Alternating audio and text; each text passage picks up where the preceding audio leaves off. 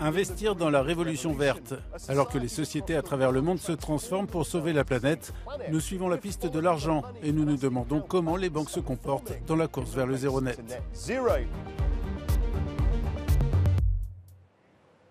Bienvenue dans The Exchange, votre rendez-vous dédié à l'actualité et aux grandes personnalités du business international. La transition vers une économie à faible émission de carbone nécessite l'un des plus grands remaniements de l'histoire économique mondiale. Les entreprises se préoccupent de plus en plus d'environnement sous la pression exercée par les gouvernements pour atteindre les objectifs zéro émission qui imposent des changements sociétaux majeurs.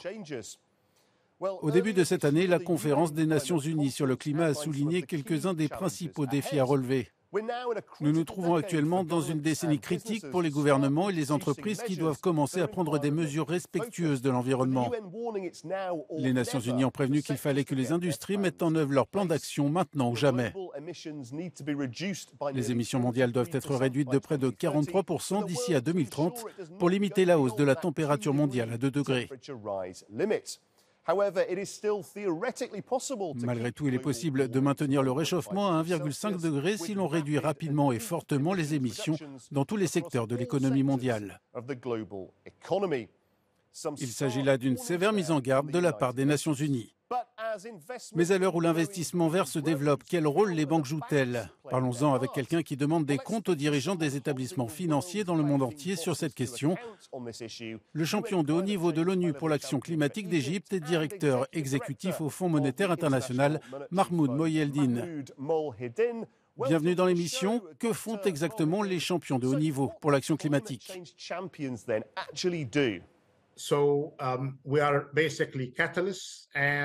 Nous sommes essentiellement des catalyseurs et nous aidons à la mise en œuvre de l'agenda de l'action climatique dans ses différents axes, les mesures d'atténuation et d'adaptation, en proposant de nouvelles idées et en nous concentrant sur le financement et les partenariats.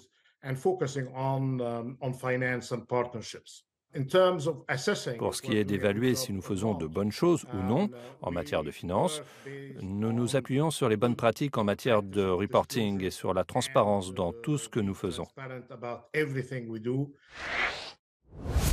Un point de vue intéressant de la part du directeur exécutif au Fonds monétaire international. Mais en quoi cette prise en compte de la durabilité par l'ensemble du secteur modifie-t-elle le travail des banquiers au quotidien? C'est ce que notre reporter Ryan Caprolt a cherché à savoir à la Qatar Islamic International Bank à Doha. Oui, Guy, je suis ici au siège de la QIIB à Doha. L'an prochain, le gouvernement qatari s'est engagé à consacrer 75 milliards de dollars à la transition durable de son économie. Allons voir ce qui se passe au sein d'une banque qui mise sur le vert. Bienvenue dans The Exchange, Mohamed. Merci d'être avec nous. Que signifie le concept de pratique bancaire durable? Le risque lié au changement climatique est aujourd'hui un risque très important auquel le monde entier et les institutions bancaires et financières sont confrontés. Quand on parle de durabilité dans le secteur bancaire, on se réfère à la planification stratégique et aux pratiques des sociétés bancaires et des activités commerciales qui prennent en considération les 3 principaux piliers de la durabilité: l'environnement, les aspects sociaux et la gouvernance. Je peux citer les résultats d'une enquête menée par EY et The Institute for International Finance. Ils ont examiné les priorités en matière de risque des directeurs de la gestion des risques et des membres des conseils d'administration. Et celui lié au changement climatique a été classé par les directeurs de la gestion des risques et les membres des conseils d'administration en 3e position pour les 12 prochains mois et en premier pour les 5 prochaines années. Notre stratégie en matière de développement durable s'accorde avec la vision du Qatar pour 2030, les objectifs de développement durable des Nations Unies et les mesures prises dans ce domaine par la Bourse du Qatar.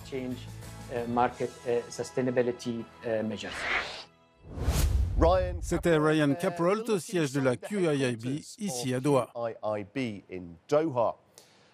Quel est le point de vue des universitaires à ce sujet? J'ai recueilli celui de Caroline Lignares et de John Grant, tous les deux maîtres de conférences sur le climat à la Sheffield Hallam University au Royaume-Uni. Ils soulignent les principaux avantages pour le secteur bancaire de devenir plus durable. L'un des avantages est d'être perçu comme légitime. Bien sûr, on sait que les clients professionnels par exemple, et certains fonds recherchent des investissements verts dans le cadre d'investissements basés sur la valeur. Il y a ce sentiment d'être perçu comme responsable sur le plan environnemental. Et le secteur bancaire doit donc pouvoir offrir des options à ses investisseurs. L'un des objectifs de la transformation durable de notre société, c'est qu'elle devienne beaucoup plus efficace, qu'elle utilise tout avec beaucoup plus d'efficacité qu'aujourd'hui. L'une des possibilités classiques pour les entreprises d'accroître leurs bénéfices est d'améliorer leur efficacité.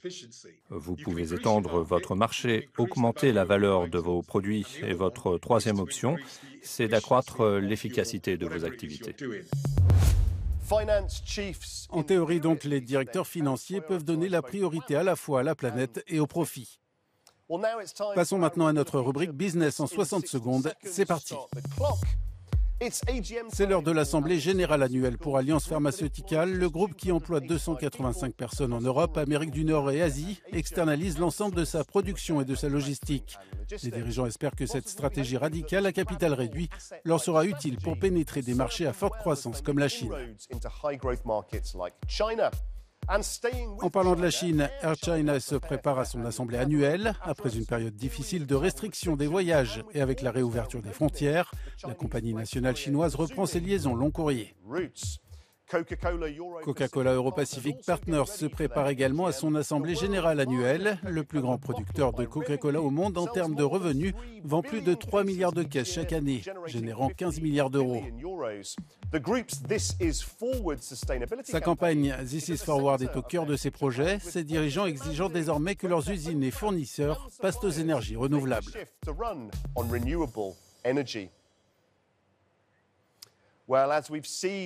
Comme nous l'avons vu, les champions de haut niveau de l'ONU pour l'action climatique font partie intégrante de ce grand mouvement d'action historique en faveur du climat.